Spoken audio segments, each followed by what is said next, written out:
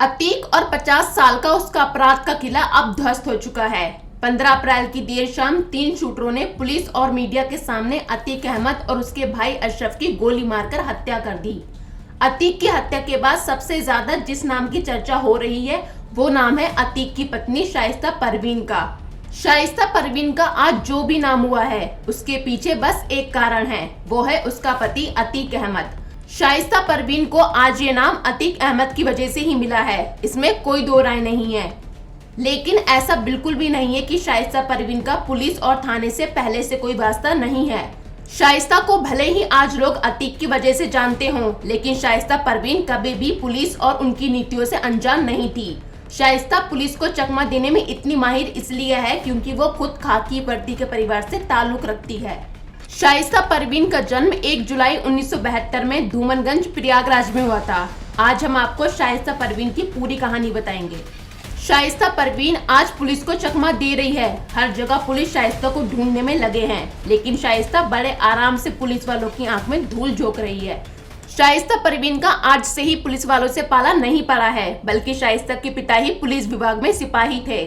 शाइस्ता अपने 4 भाई और 2 बहनों में सबसे बड़ी है। इसके 2 भाइयों में से एक मदरसे में प्रिंसिपल है। बहन भाइयों में सबसे बड़े होने की वजह से शाइस्ता हमेशा अपने पिता के साथ पुलिस स्टेशन जाती थी और सारे कामकाज को बहुत ही नजदीक से देखती थी और समझती थी। बचपन में ही उसने देखा था कि कैसे पुलिस किसी का पीछा करती है, कैसे कोई पुलिस को चकमा देता है। उसे ये सब कुछ बचपन में ही देखने को मिल चुका था, इसलिए ही शायद शाइस्ता पुलिस को चकमा देने में इतनी कामयाब हो रही है। शाइस्ता परवीन की पढ़ाई लिखाई प्रयागराज में हुई। शाइस्ता का शुरुआती जीवन प्रतापगढ़ में बीता है। शाइस्ता ने ग्रेजुएशन किया है। शाइस्ता के घर वाले और अतीक के घर वाले एक दूसरे को पहले से जानते थे। जब शाइस्ता के घर वाले शाइस्ता का रिश्ता लेकर अतीक के घर गए तो उन्होंने इस रिश्ते के लिए हाँ कह दिया था।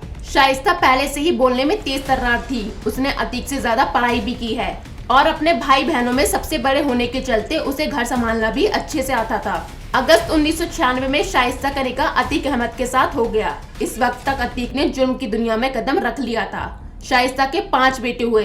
बेटों के नाम अली, उमर अहमद, असद, एहसान और अबान हैं, जिसमें से अब असद की मौत हो चुकी है।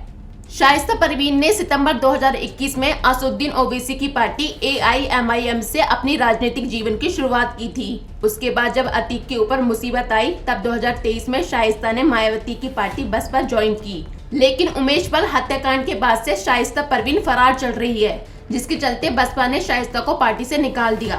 अतीक अहमद और शाइस्ता के निकाह के बाद से शाइस्ता अतीक के हर जुर्म में उसका बराबर साथ देती थी। जब अतीक जेल में था तो उसकी जगह शाइस्ता परवीन ही अतीक के जुर्म की दुनिया को संभालने लगी थी, जिस वजह से शाइस्ता परवीन भी लेडी डॉन कही जाने लगी। किस शख्स से क्या रंगदारी मांगनी है, उसे कैसी धमकी दिलानी है, ये सब कुछ शाइस्ता तय करती थी। अब सबके मन में ये सवाल है कि आखिर उमेश पाल हत्याकांड में अतीक की बीवी शाइस्ता का नाम कैसे आया।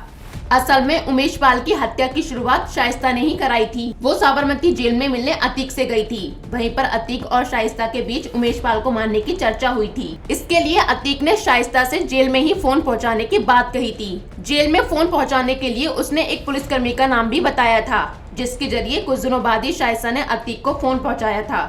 उसी फोन के जरिए अतीक ने सभी शूटर से बात की थी। फिर शूटर्स ने अशरफ से मुलाकात की।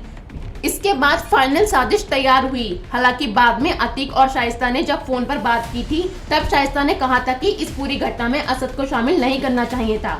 उसी समय अतीक ने कहा था कि असद शेर का बेटा है। फिलहाल शाइस्ता फरार है। बता दे शाइस्ता पर 50,000 का इनाम है।